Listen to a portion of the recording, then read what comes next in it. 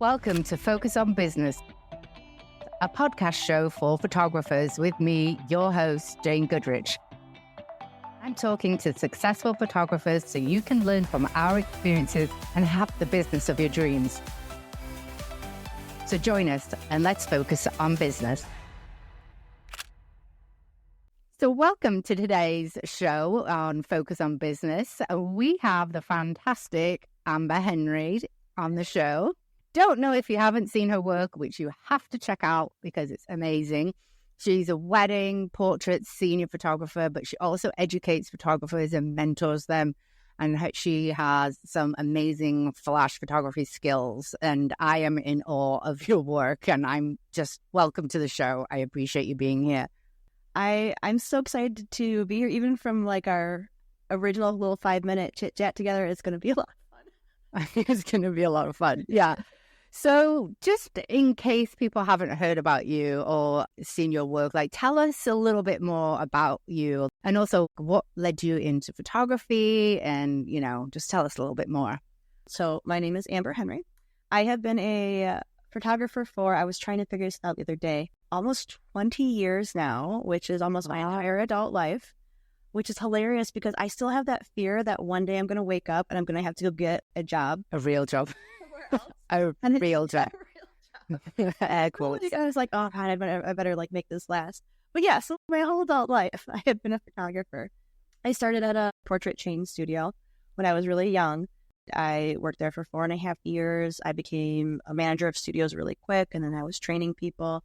And I really wanted to get into weddings.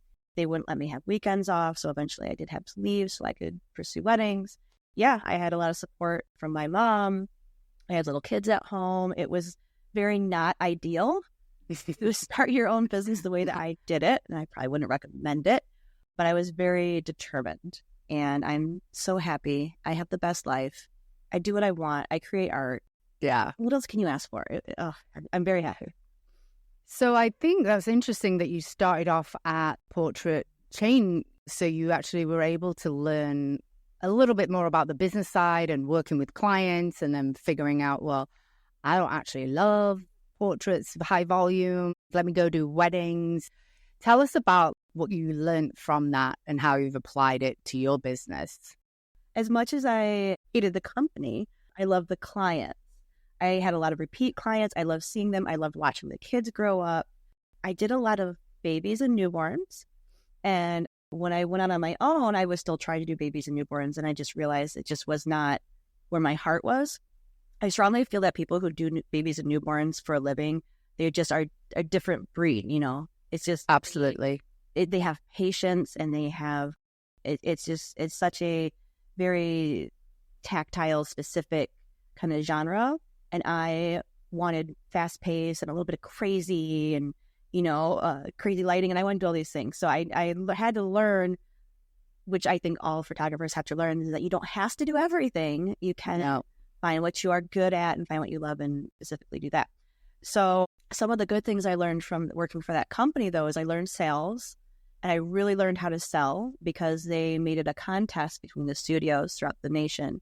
Every day we had to call in our numbers, and at the end of the week, it was who was top sales. And I am very goal-oriented, so I was very much, my name is always going to be number one.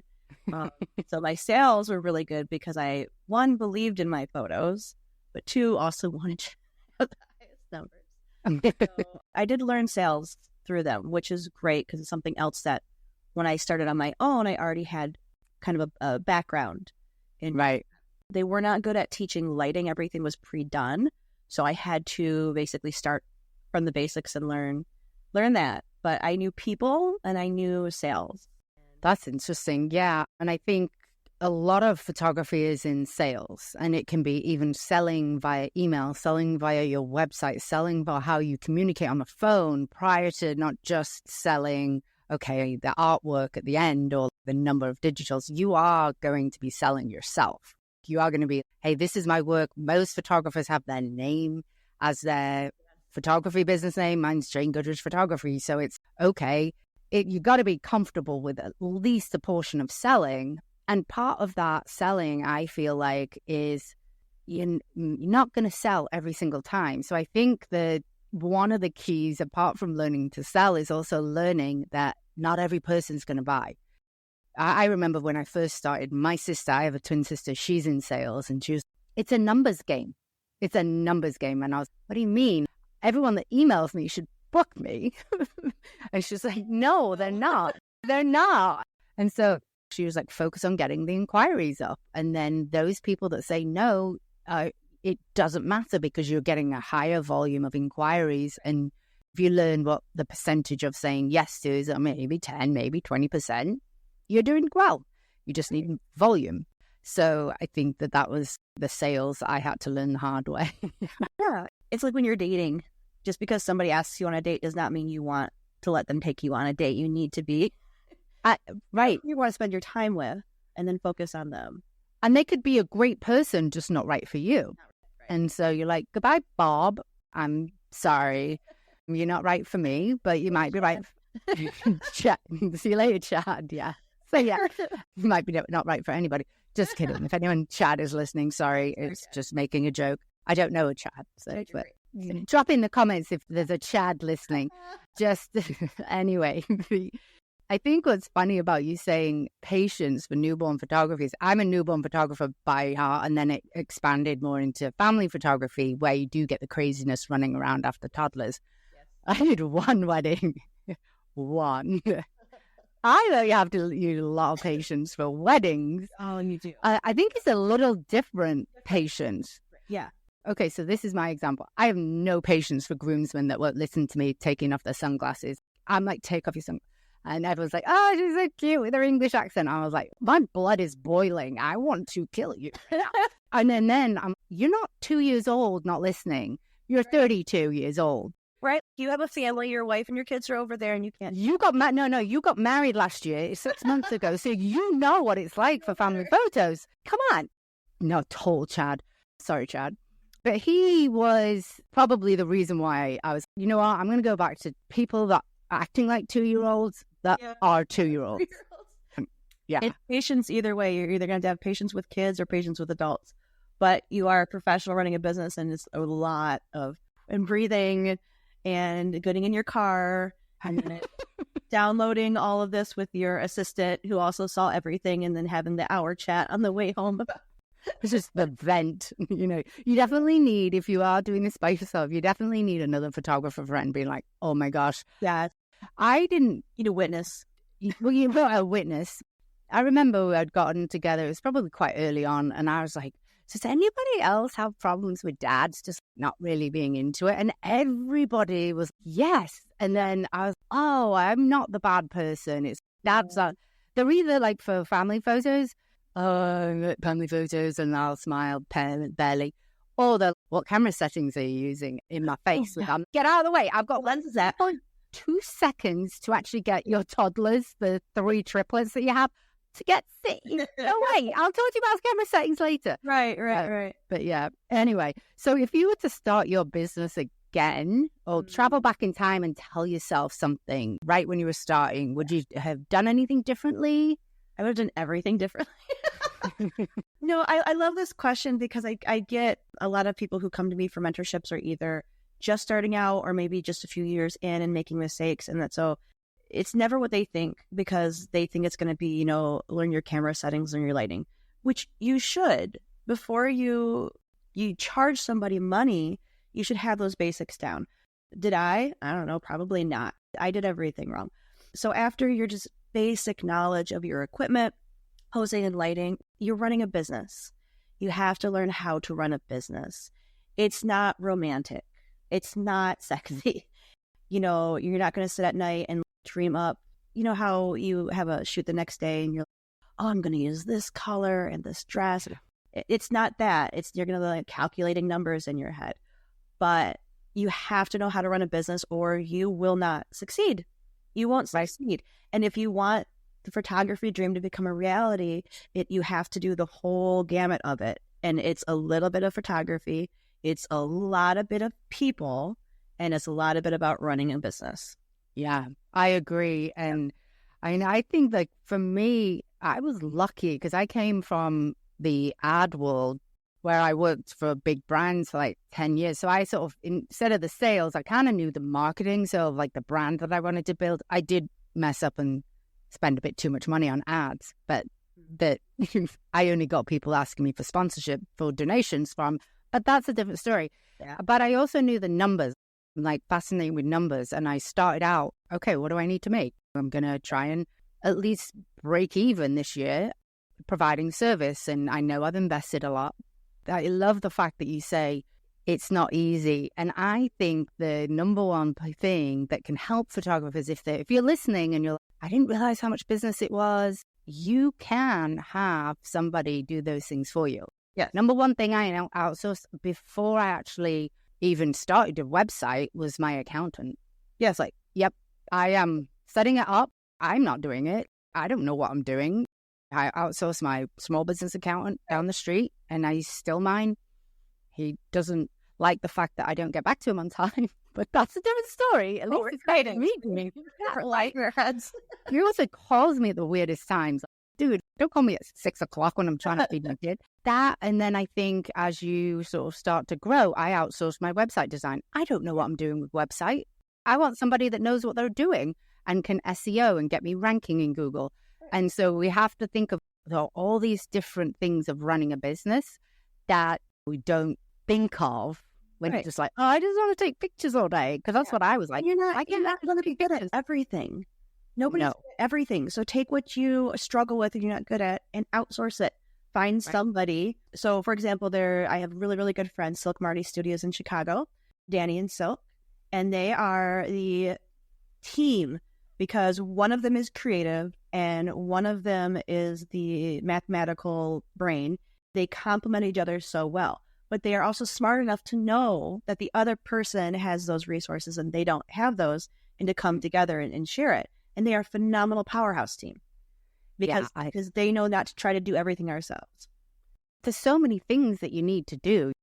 Answering questions with your clients, networking, relationships. If you're great at networking, I mean, I think you can't replace yourself for networking as a small business owner, but social media, a lot of keeping up with SEO, no thanks. I just want to take pictures. Seriously, I just want to take photos of tiny humans and I'm fine. So the more you can get to a point where you are doing the thing that brought you into this for, some people are amazing at editing and love it. Mm-hmm. I do newborn photography. So you got a lot of baby acne and a lot of skin problems, skin issues. That isn't fun. No, that's not fun. Going through and retouching and recreating nostrils on kids that have boogers in it. That's not art to me, right? And I would rather outsource that. So I think that the more things that you think that you have to do, I can guarantee you don't have to do. Apart from photograph. And you could even get associate shooters. Anyway. Yeah. So that goes along with learning the business is, learning what to outsource. Mm-hmm. Things you don't even know that you have to do. Somebody who can help you with that. But also, in order to be able to outsource, you need to be making the money to pay for the outsourcing, which comes to running the business part. Right. Because we all just want to make all of our clients happy and we want everyone to just be pretty in their pictures and stuff. But if you're not bringing in the money, you're not going to be in business for long. So you're not going to be able to help anybody. Right. So it all goes hand in hand together. And I think that what happens is, I can blame myself too, is as an industry, especially with social media, we make it look so easy. We're just sharing the gorgeous photos, happy clients, blah, blah, blah. We're not showing, I've got to cull these images, I've got to edit these images, and yes, AI can make it slightly faster, but I have trouble outsourcing that to a human, never mind AI, but that's another story. It's not the boring behind the scenes, I'm going to be emailing this person, this client wants changes, this, that, and the other. We don't talk about that.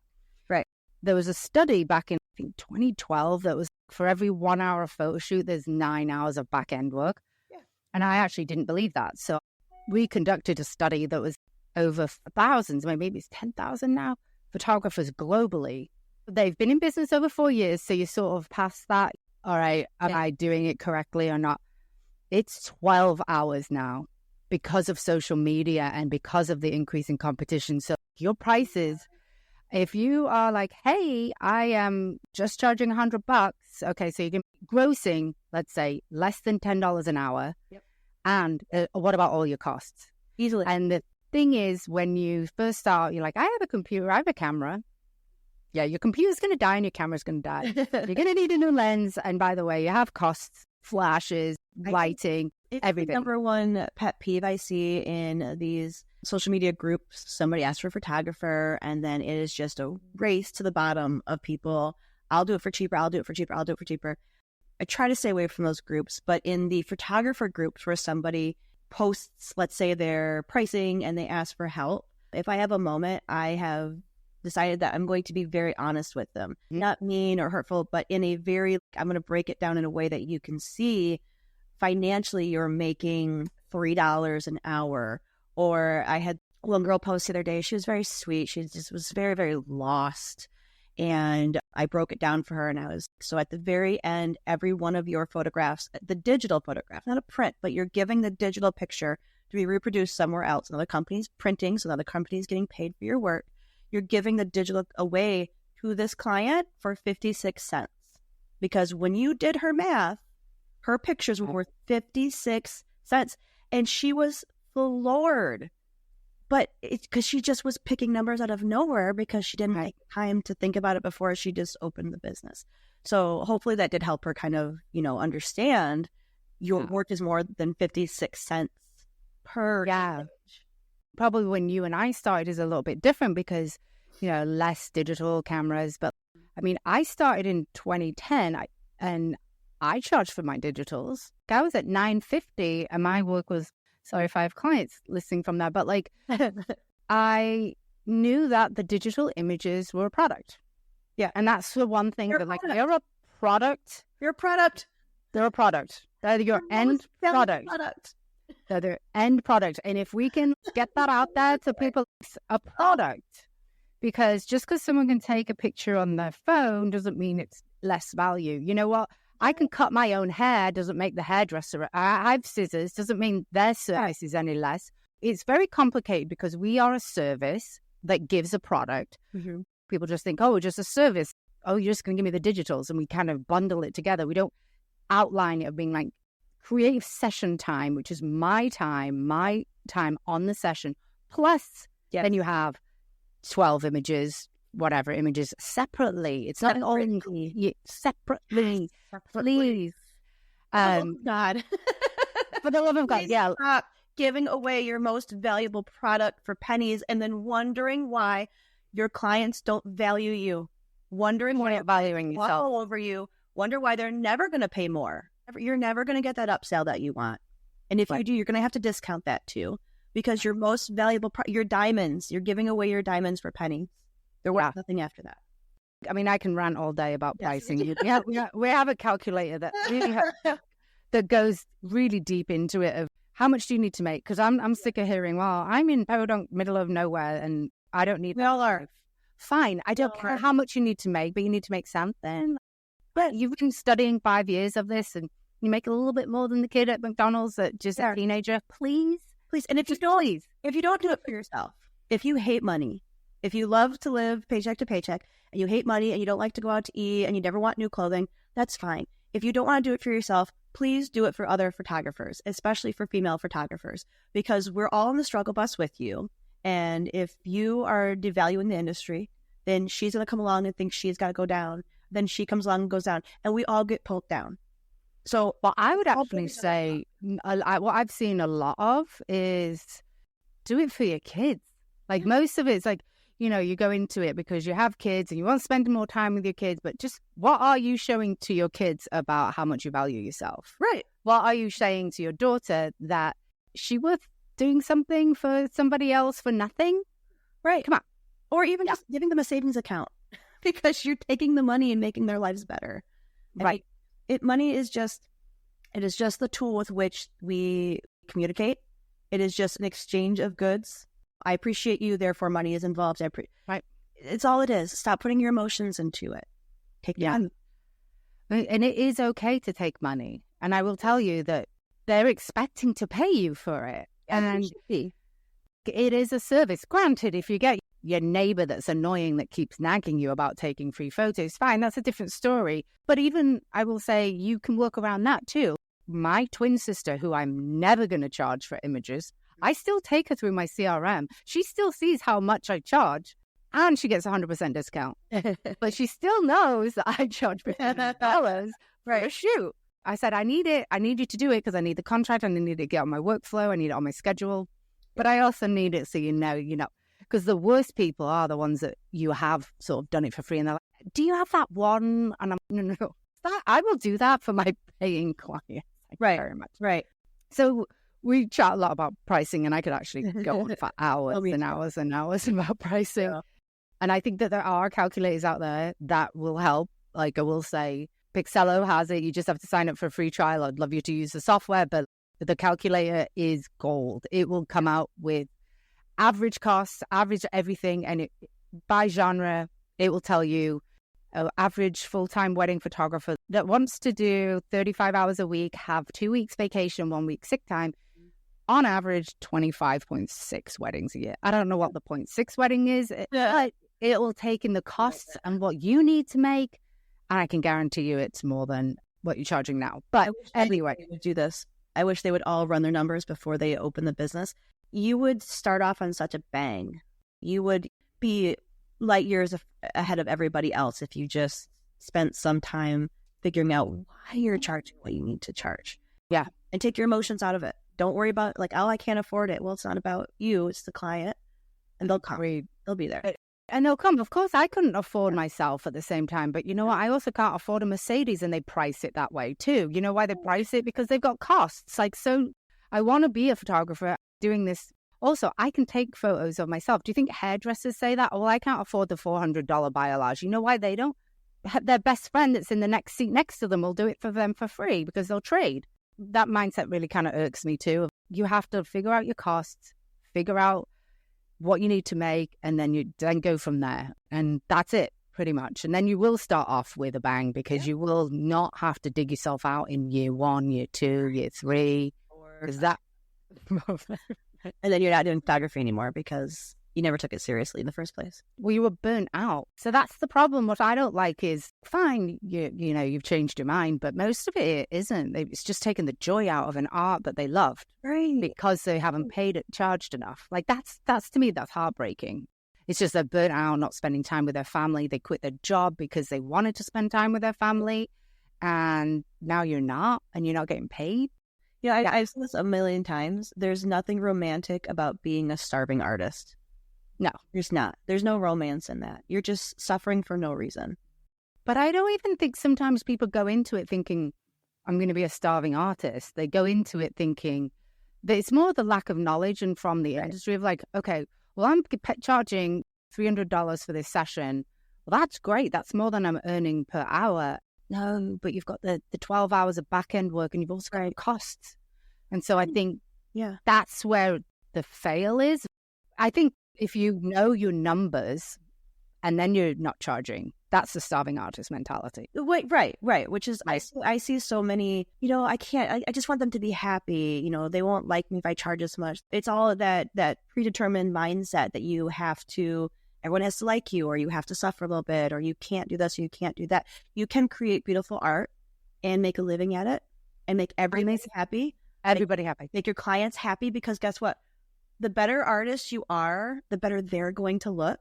The happier you are on the inside, it's going to radiate out. And so their experience with you is going to be fun. They're going to tell other people how fun it was. Right. It's all connected. It's all fluid. So if you are connected, struggling, it's going to come out. Your emails are going to be snippy. The way that you talk to people is going to be stressful. It all radiates together. I'm lucky. I've never felt the need to lower what I feel like I need to make in order. I don't feel that way, but my clients still love me. Right. They still love it. And also I feel that they know that they're supporting me versus taking advantage of me, which I think they're supporting my business. And a lot of people see my kid and being, oh, hi, there's your kid, and, you know, whatever. My clients become my friends and they come back. Not that if you're charging a lot. Yeah. You know, primarily a wedding photographer and senior. Would you say you do a lot of seniors or portraits? What's your focus mainly? Wedding and portraits, and then seniors would definitely be the second. Portraits just being, we do a lot of engagement sessions. I do a lot of headshots. Not so many families, but I don't advertise for them. I'm not bringing them in because I don't necessarily want. Love them, but 2-year-olds are not my jam anymore. But yeah, getting to the age they're not my jam. I love my energy. I love their energy. I love that they're creative. I love that they always like to push the envelope because they are social media children brought up in that, and so they want to post things online. So they're always trying to get new looks. And I personally, I love that. I love when they come in and they're like, I saw this idea, and they explain it to me, and then we wow them with it. And it gives me a creative outlet, and I get to play with lighting and play with costumes and things, but also at the same time make money. I mean, it's amazing. It's amazing. That's amazing. And I wish our area just ever took off. We've tried with the high school seniors because I absolutely love that age. I really do. Yeah. I do. And like the journey that they're taking, it's just fun to even just have a chat with, but they are very creative and they're willing to do things that are outside the box. I don't know. I love that. So do you have any seasonality to your business? And if you do, how do you cope with it? Yes, the winter. When we get into November, December, January, February, is not necessarily wedding season. I usually will have 3 or 4. Still, we'll have a couple winter weddings, and maybe I always have 1 or 2 January, February weddings, but it's not summer and then fall. Fall here in Michigan is huge for weddings because it's gorgeous. It's gorgeous. And for like 3 months straight, I am shooting almost every day because everybody wants their engagement sessions and senior portraits. So I know that I need to take my plethora time of the year and take that money in, and then we use that towards the dead time of the year. That being said, with wedding clients, I have specific payment structures set up that apply to everybody, so it's across the board. And because of that, I know exactly how much I'm making when. So if the wedding is 6 months away, I know that at this point, here comes a payment. So I still make a paycheck throughout the year, even if I'm not technically working at that point. Right. So it just goes back to your numbers and your business and making sure that you are setting things aside. And then you can always run specials and do other things to kind of fill in those gaps too. Myself, I'm not particularly fond of those things. I will still do them if I have some downtime or I need to. My turnout's not really great because that's not really how my business is run. Yeah. But I'll do it here and there sometimes I just get creatively bored. I just need somebody come in the studio so I can photograph you because I just need to create something. Oh, you have an idea. Newborns is not that seasonal. The average. Right. So I have less of that, but I still think, doing family photos and similar to weddings, you have those times where I'm slammed. I'm lucky in the fact that my husband's like, okay, well, the sun shines because his business is seasonal too. So what I do is outsource absolutely everything, like laundry, everything I can during that time. I am not touching. I have a cleaner. Yeah. Otherwise, I wouldn't do it. And then I'd feel really bad. And I need to maximize my time and to be beneficial for your whole family. The whole family. If I have a day off, do I want to be cleaning and shopping? No. Now I'm Instacarting food and instead of like going grocery shopping. And same thing with editing and culling. This is a time where I'm maximizing absolutely everything. Yep. But when I first started, I was, January. Oh, what happened? I sucked. So I think you realize that January and February, regardless of your genre, is really slow. Once you hit, it might be less if you're in a really nice location and people can get outside. But I think that one of the things that I would recommend is doing exactly what you did, is save up during that busy season and put it to a side, even if you can like pay yourself monthly from it. Absolutely. But yeah, I remember that first year was, what did I do? Yeah. Not have spent a lot of money. Growing pains. And like Christmas, like don't go crazy at Christmas because January's coming and nobody's going to want to spend a penny. Everybody just maxed out. So you better have what you need. I always just pretend that no clients are coming in. Okay, for the next 2 months, I have not one single foot through the door. Agreed. Am I going to be okay? And you just think about it that way. And then when you get money, you're like, oh, look, somebody. Yeah. Unless it's like a really good deal. Like I found that on Black Friday, the sales, that's when I'm going to buy all of my memory cards and my external hard drive for the year. I have my list. Other versus like buying it in January when it's double the price. But yeah, so that's interesting. Like it's very similar to me. It's like now, but you learn it. You have to learn it the hard way. So just, but I will say, do not raise your prices in January. I mean, if you are underpriced, yes, you should. But the best time to raise your prices is right before a busy season. Yeah. Because you're not going to notice people as much. Like, so if you are a family photographer, I would say raise them in August. Right. But people are like, I raise my prices. It's crickets. It's January. I'm like, it's crickets anyway. You know, in January, everybody's cutting back. Yeah. Know? It comes back to learning people. You know, the business is part photography and part people.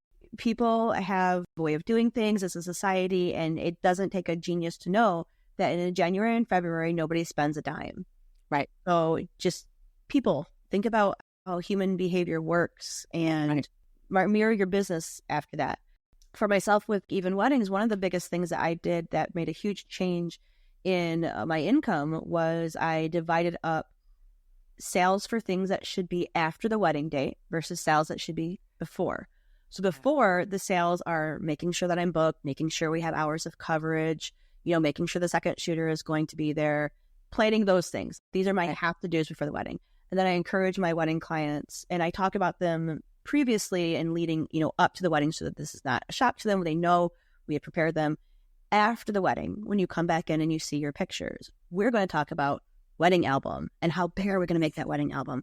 And are we going to do canvases and prints and things? These are afters. They're afters because now they have the wedding money. Before, they had just had to get to the wedding and they had bartenders to pay for and they had limos and they had other things. After the wedding, things have calmed down. The excitement has calmed down, but now we have some wedding money. And of course, now let's talk about paying for a bigger wedding album. I don't include like a base wedding album in my things just to get them started, something very small because I do want them to have one, but just very small and 10 spreads.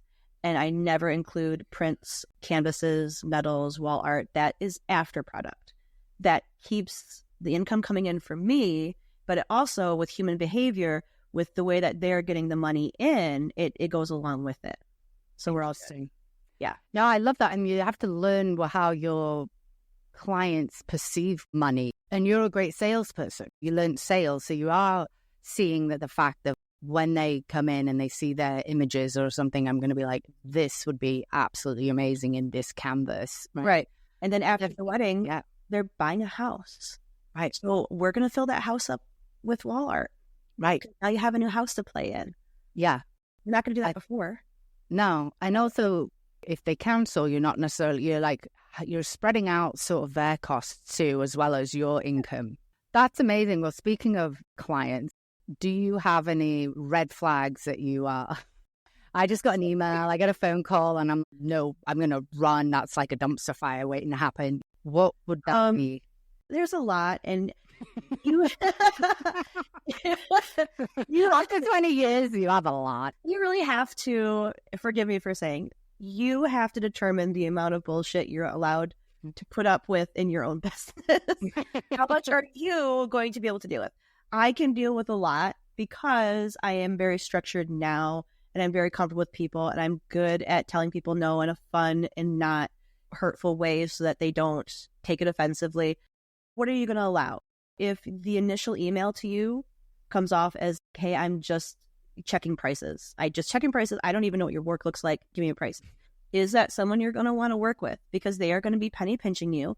They're going to be comparing you to the person next door the entire experience. Do you want to respond to that? If you need the business, you might respond to it. Right. You might get it. But then everything that follows, just know that was a little red flag from the beginning. Or I've had where everything was good. The first experience was good. The emails was good.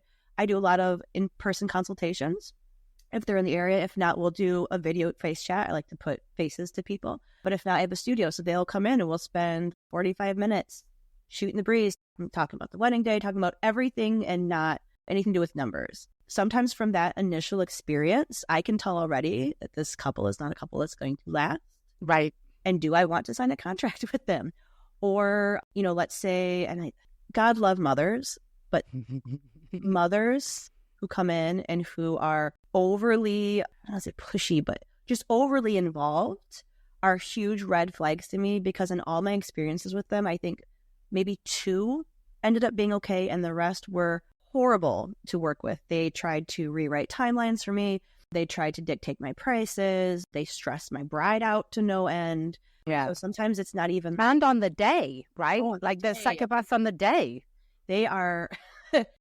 They're stressed too much about this wedding and they can't just let things go organically. I had one very memorable client I had to fire 2 years ago because this mother-in-law was a nightmare. She wouldn't stop emailing and calling me. It was too much. So I just, with the grace of God, let them go.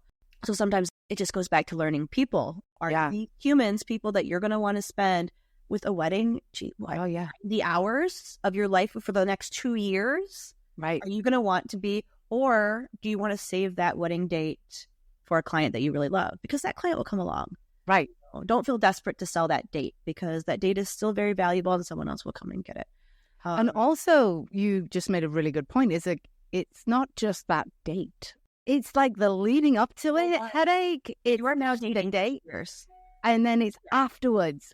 You know, I don't do weddings, but like for a family, it can ruin 3 months. I'm dreading my email. I'm ignoring it just because and I'm like, I'm never again, not going to do it. I'm not torturing myself. And if there are people who aren't going to be happy no matter what you do, don't put yourself in a place where now you're stressed because you feel like every picture you take isn't good enough. And now I have to over-edit all my pictures. Oh, they just sent me a list of 500 pictures they want hand-edited. How do I deal with that? Because I never told them in the first place that my prices don't include the editing. Do you want to deal with this? And if the answer is no, just give yourself some love and send them away and the universe will bring you somebody good. And I found that, for example, there's certain, even things like, oh, please, can you do Johnny's birthday photo shoot, blah, blah, blah, at this location, and also take some photograph. It's like, you know what? I'm not the photographer for you. I don't do events. I recommend so-and-so down the street who does great event photography and also portraits. And it just saves you, avoiding the expectations that they're going to get the work that's on my website at some gymboree thing that has no lighting, and I'm not bringing lighting because there's 50 toddlers. I'm not going to do it. Go that person. The word no is a complete sentence. Yes. No. And then don't feel bad and then move on with your life. You'll be fine. I promise you. Turning down this one client is not going to ruin your business. You'll feel relieved, actually. You'll feel so good. Go get a coffee. Doing it the first time, you're like, wow. And then every time you do it, you're like, whew. Yep. It's so funny. I sometimes clients will ask me this question because they're very interested. Oh, do you have any like wedding horror stories or whatever? And I, without getting into details, I'll just tell them, well, I do fire clients. And she always like, they didn't realize like there was an option. Like you can, and I was like, oh yeah, like I choose who I get to work with. It's so funny because they'll be like, and they'll sit up a little bit straighter and because they want to work with me, which is great. But that shows that you're in control of your business. And that's one thing is we don't do enough of. No. You're in control. You can say no. You can say no to anybody. Yeah. Be in control of it. Well, speaking of worst shoots or where you didn't fire them or worst experiences. We have. Let's just do one. You're like me. I have a lot. So I have so many. Funny, like something that the groom did or the bride did on the wedding day. Those are fun too. Every wedding, something happens. Okay, there is going to be a story. There's going to be 50 stories. There's going to be 100 stories. I have 1,000, but one. I was talking to my assistant this morning, and she reminded me. Funny story without embarrassing the client is they had a very formal ceremony, and I want to say it was maybe like a Lutheran. I don't remember. I want to say it was, but I don't remember the exact denomination. But it was a very formal church ceremony, and it was one of their home churches, so they had to have this for the family. They didn't necessarily. The bride and groom weren't very religious. It was just this is where the family gets married, and we do this. And the priest comes out, and he's very ornate and ordained, and very. I couldn't tell if he was trying to be funny a little bit, but he was dry, very dry humor, and very uncomfortable throughout this 45-minute ceremony. He keeps saying the word marital bed. He said marital bed, I don't know, 50 times. And he's like, and then the marital bed. And you two will be in the marital bed. And don't forget tonight is the marital. And her grandma sitting there and her mom and her dad. And he's just don't forget tonight is the marital bed. And then Awkward. he made them swear 3 times throughout the ceremony that they were not related to one another. He made it such a big deal. He even said, it used to be a question back in the day when it was just, everybody asked it. The priest just asked it. He's like, but they don't ask that anymore. So I make sure to ask it. And 3 times. So 3 times he stopped and and you two aren't brother and sister. And we're all just, what is happening? This is so weird. That is the most uncomfortable ceremony. You could hear a pin drop. It was so awkward. And my poor bride, such a sweetheart, was just like, not my brother. Oh, was the reception fun though? I felt bad for them. I don't know what was happening. What? Like, did they have a good reception? Yes. Everything else was very normal. Gosh. And they were lovely, lovely couple. But just this priest. I wonder if they turn to each other now and be like, are you my brother? Or the mirror? Seriously. Oh, that's really funny. He'd always make eye contact with the bride, too. He'd look directly at her. Weird. And is like, you better be a virgin. Just looking at her. And it was so bad. It's so bad. So that's one of many. Wow, that is awkward. I will say that's pretty awkward. Are you related? But just in front of everybody. Come on. That's embarrassing. Yep. Like, couldn't you have done that when he met with them the night before or something? I'm just making sure. Their families too, because they were. So what was the point? I don't know. So newer photographers, you might have to like refrain from laughing your head off during some ceremonies. This is why you have an assistant. And you make eye contact with them from across the room. And when you get in the car, you can let it all out. You just like, okay, I heard that. I'll talk to you about that later. Yeah, exactly. Yeah, you need the witness of like the craziness that goes on. Oh God, please never do a wedding alone. Just have somebody else with you. What's the one thing that you have in your camera bag that you would never leave home without it, or you'd feel like? Let's see. I have so much. I'm a pack rat when it comes to so beyond cameras and lenses and batteries and lights and all those things, I have sticky bra tape. Yeah, what that goes like there. So we use that for all kinds of things, wedding rings and little doodads. I have little twinkle lights, battery operated twinkle lights that we shoot through sometimes the room or just whatever. It's just very plain. And so we can use those to make it look better. So you'd use like the sticky bra tape to hold the rings down in place, right? Yeah. I am very talented. I have a very good talent of balancing rings. But sometimes if that ring just won't balance, I can use a little tape and then we'll take the tape away in post-production. I have learned the art. Everything has like a balance point. Everything has a balance point. So if you work on it, you can get that ring to stay. But yeah, so the sticky bra tape is, it comes in clutch, man. Yeah. I can imagine that. Yeah. It's fascinating. All right.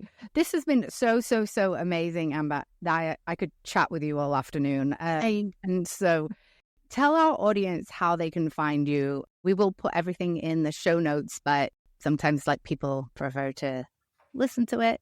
Right. I am super easy to find. Amber Henry Photography. Literally anywhere.